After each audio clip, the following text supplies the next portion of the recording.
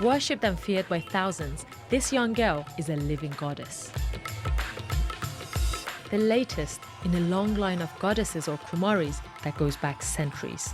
4 वर्षे जिउ अहिले 8 वर्ष तको चोनर्दा She's confined to the temple and has little contact with the outside world.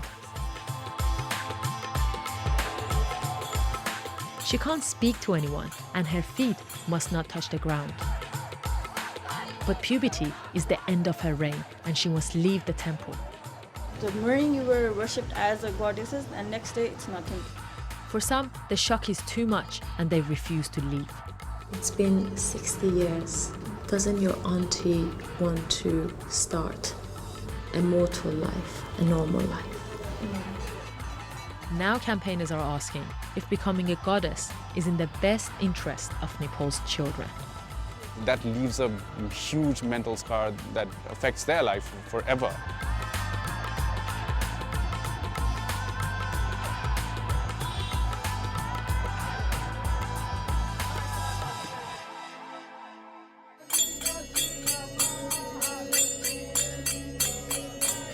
This is Patan, one of Nepal's largest cities and a focal point of an ancient and controversial tradition. Tonight is very special. Hundreds of people have gathered in the streets hoping to see someone they believe is holy and can perform miracles.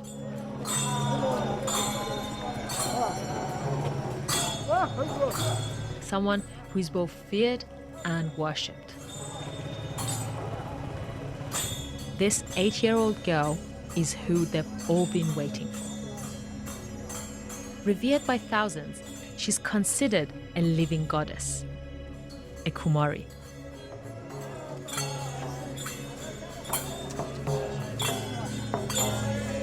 There are even people waiting for her outside of the temple to give her offerings before she's taken inside. Unika Bajracharya was selected to become a goddess at the age of 6, and she will remain one until the day of her first period. She rarely goes out in public. When she does, her feet must not touch the ground in order to preserve her godliness.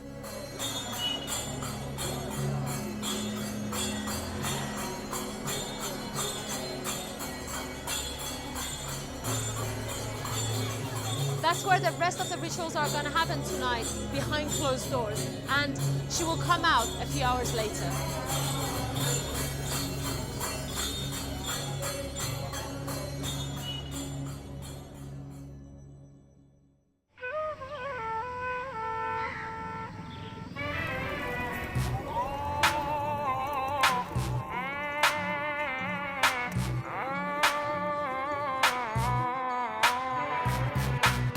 Nepal is a predominantly Hindu country, but with a significant Buddhist population. The two religions have coexisted and intermingled for centuries. They share priests and temples, and they both worship the Kumari. Today is the 8th day of Dasain, a festival in which the goddess Durga is worshipped in her many forms. The Kumari is believed to be a living embodiment of one of those forms. That is the window to the living goddess's room. That's where she's sitting and that's where she gets worshipped and served by everybody. I'm having to wait until she's ready to see me because today she's very, very busy, maybe because it's one of the biggest Nepalese festivals today.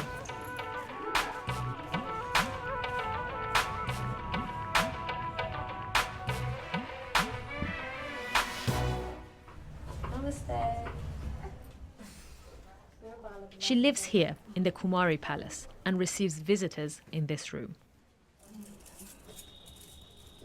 She's not allowed to speak to anyone outside of her family as long as she's a living goddess, and that includes me.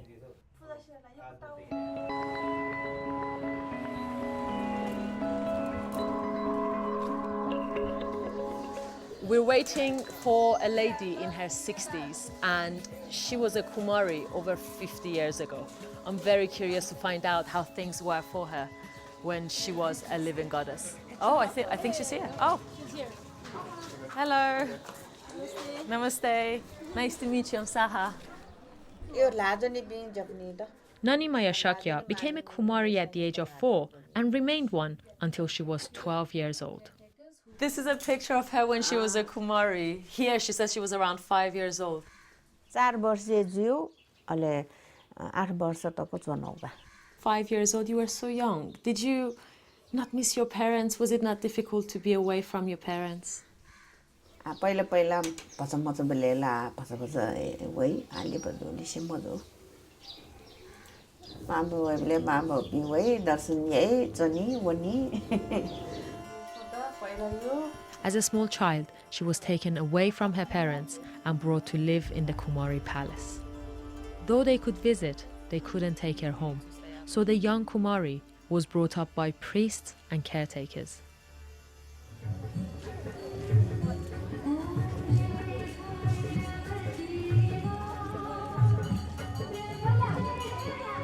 The role of a living goddess is to protect her city, and the tradition is believed to have started sometime around the 12th century. There are only 3 official Kumaris in the whole country, and they're all in the Kathmandu Valley. The living goddesses of Patan have always come from the same small Buddhist community of about 115 eligible families. Yeah, it needs a effort. Shanira was a goddess for 10 years, from the age of 5 until she got her periods at the age of 15. Since Kumari is regarded as a goddess, she's not supposed to be called by her name. She's called Deomeju. That means goddess. And Even by your mom and dad? Even by my mom and dad. And dad had to perform a special offering every day.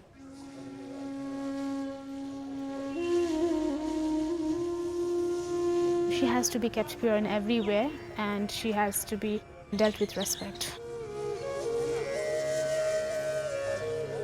But the goddesses aren't just respected, they're worshipped. Although Kumaris in the past have been as young as 1.5 years old, they're expected to act as a link between the worshippers and the gods. I've heard a lot of prayers, and everyone, they do come with an offering and then just to pray for it. Official people, they would come for a job, someone for visa, flight, for passing an exam, for just prosperity, for success. Do they ever bring alcohol? Because I know Yeah. that there's something. But then as a child, you have to accept these offerings and you have to consume a part of it. How was that? When you just take a sip on your lip, and it is not necessarily consume it, it's just showing that you're accepting it. You're not forced to drink it. Maybe because of the power of goddess, you don't feel dizzy. And I never drank outside of my throne.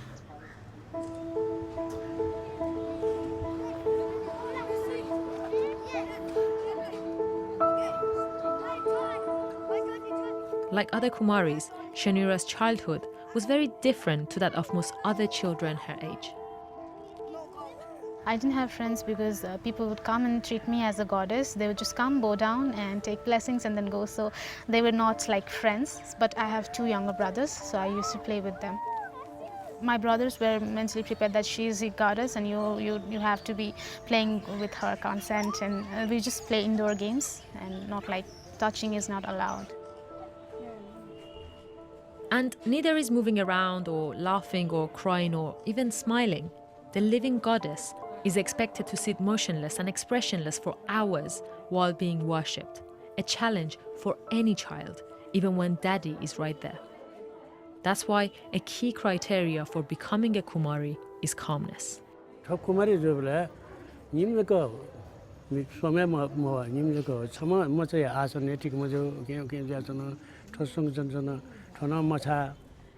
Siddhiratna is part of the committee tasked with choosing the Kumaris. He's been involved in selecting the last 8. Kumari ke lachan sari the Kumari sushi gentleman. वो मचा बाना माला वो मचा ये मिखायो अंगा चने मुटियो अंगा मयो अंगा संपूर्ण अठेस्टों वो चने जीगो चाल चलन अठेस्टों वो के चने चलासा स्वभाव आगो चने वो स्वभाव बाना माला. When a new Kumari is needed, eligible families are invited to bring their daughters to this very courtyard for a Kumari audition. The selected girl is then taken to the royal priest for further inspections before a final decision is made. Guruana on Duni Yanka, Jane Kota Yanka, with the lonely Fukutoki, we get May Kundula, Kun Kandula, the Nachun, and Ayodula, Oyo Fukusei, we were had Ungola, Wamahana, Oyo Fukanyana, Alessia on Antini Kumari. I remember being carried to the royal priest house, and the royal priest's wife were asking something, and she was checking me, my hands and everything. She was checking me, and then she put a tika on my head, that declaring that she is going to be the next Kumari. Becoming a goddess is immediate. Tono Mata, Javachari, Jan Baja, Bajana, Bajana, Tukina, Puja set, Okumari, Mikachai, Galaki, Chata, Killing Jalakin, on Tonazopi Tokaga. Tokaga, I used to take it.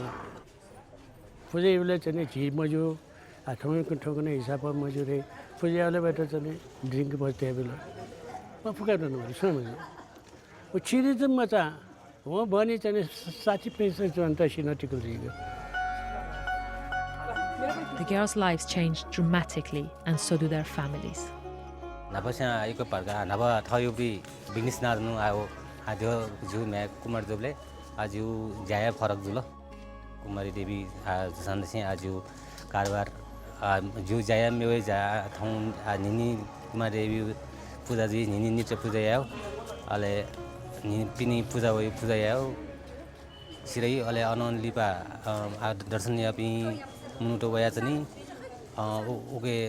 busy, Ziani, Soyatan Malo, Ale Anon Libano, Foraizi, Ale Ano,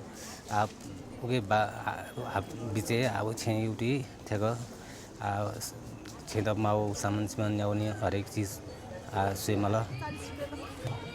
Financially, the family gets through with a bit of help from the government, a monthly allowance, rent, and some other expenses. Offerings paid by visitors are another source of income.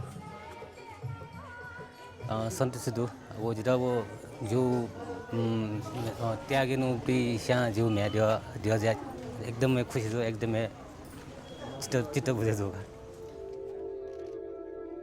No matter how young the goddesses are, everything they do is seen as significant. Mom tells me that I used to cry a lot, 24 hours a day for 4 days, continuously weeping, weeping and weeping. She consoled me with the toys, and she asked me what's wrong with you. And she thought that because I was stopped from going outside and before I had to follow a lot of rules, that is why she must be crying. She was thinking in that way. But the priest and the devotees, they had already forecasted something bad is going to happen. Something bad did happen.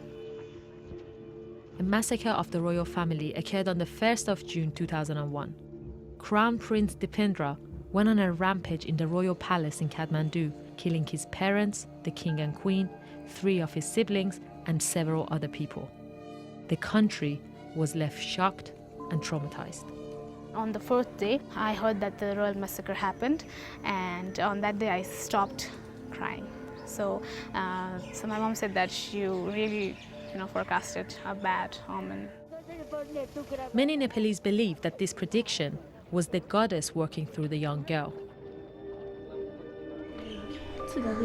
Elephant goddess, it's called Ganesha. The former Kumaris rarely get together, but they share a belief that they all had a very special connection to the deity.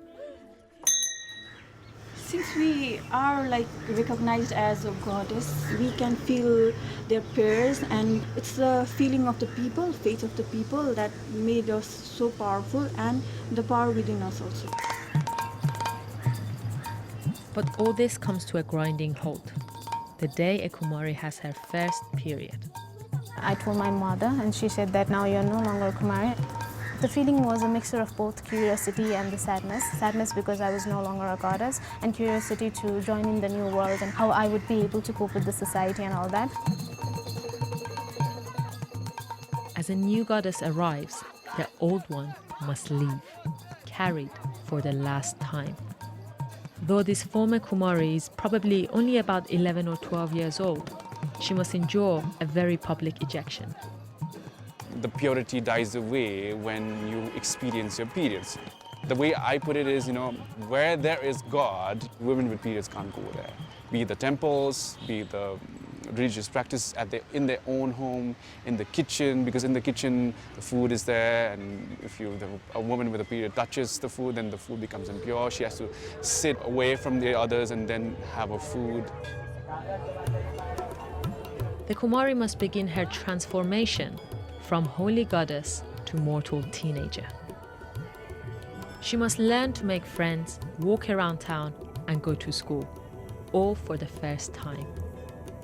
And adjusting to this fall from grace can be hard. It was suddenly world turning upside down for me. Like the morning you were worshipped as a goddesses, and next day it's nothing. When I went to the school for the first time, my friends were very curious about my life. Like they asked me the questions like, "Do you feel some powers?" Do you find it that you find a lot of friends a lot faster because you are an ex-Kumari, or? No, like my friends were scared of me also. Scared of you? Yeah, because I was a Kumari, and then the teacher used to bring all the friends to my home for the worshipping, and so they. Wow, it must be so kind of weird, because all these people used to come and worship you and you didn't talk to them, did you, obviously, as a Kumari? And now you're in the same school as them. Yeah. I also faced a lot of problem going. Just a 2-minute walk it was quite difficult for me. I needed my parents to hold my hands, and I felt that the streets were, shaking. The tradition of living goddesses is one full of secrets and hidden rituals. And superstition takes root. It's believed that anyone marrying a former Kumari will die within 6 months. Yet many have married without incident. But there is one rumor that may have some truth to it. This is done in every year during the sign after being a Kumari. The Kumari is taken to the Daliju temple in the dark room in front of the buffalo head to do some puja. Human rights organizations have been trying for many years to get the practice of living goddesses regulated, because they think it can harm young children not able to assert their rights. That is undoubtedly against the rights of these little children. I mean, they're just 4 years old, 5 years old. I mean, they've never been, they don't know anything about this. I mean, that leaves a huge mental scar that affects their life forever. And maybe that's probably one reason they don't want to talk about it as well. Whatever the reality of their experiences, most former Kumaris only have good things to say, at least publicly. I miss my life so much, being a goddess. You are more above than the normal child in a family, yet you are a renowned person in a society, and a whole nation know you as a Kumari. You are living a life as a princess or a goddess. What else would you ask for? Yet Shanira is keen to start a support group for ex-goddesses to help them adjust to the mortal life. I want to do something for the ex-Kumaris, like some counseling to the current Kumari, that how their life would change, giving them basic trainings like maybe music or arts, and also like extra classes of presentations. These former Kumaris have managed to build a good life for themselves. They have an education, jobs, and some are married. But one Kumari has not been able to move on. This Kumari I'm about to meet is very different to the others. She was selected when she was 2 years old, so almost 60 years. 60 years, so almost all her life. Yeah. She's been a Kumari. In Patil, we have the rule that Kumari leaves her status when she first menstruates, and in her case she never had the menstruation, and that is why she remained Kumari. But Kumari is more like a little girl. She preferred to be a little girl, and that is why due to the government pressure or pressure from the committee, we had to have another official Kumari, and but she said that I would be staying within the same rules as per my own wish, and that is why people still believe in her, and they do come for praying. It was forecasted at the time of her birth. There was a priest, and he forecasted that she was going to be the long life Kumari. So maybe it was destined. Doesn't your auntie want to start a mortal life, a normal life? No, Why not? I don't know. That is why she chose to play Kumari. Even she could have left her status when she was officially dismissed, but she chose to live this life. Why is she so keen? Maybe because she still believes that she has the goddess in her.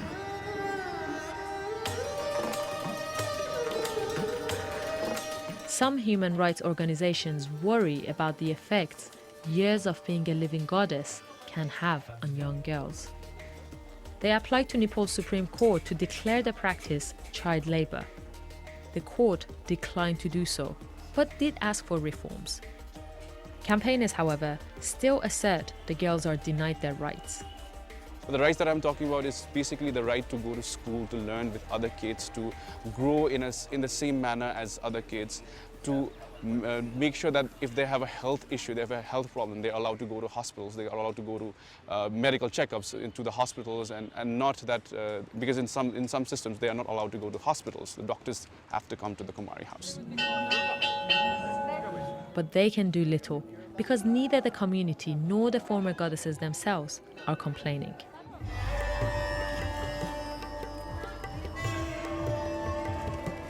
But this evolution may be overtaken by the demands of modern living. This Kumari tradition is very unique, and it is a very unique culture, and that's why I believe it has to be preserved. But I'm afraid that the candidates who apply for this Kumari tradition is very small number of people. I went to see this selection process, and I was very sad to see that only 2 candidates were appearing for So Kumari. only 2 girls were volunteered by their family to become Kumaris. And how many was there before, like when you were a Kumari? Or There were 7 girls.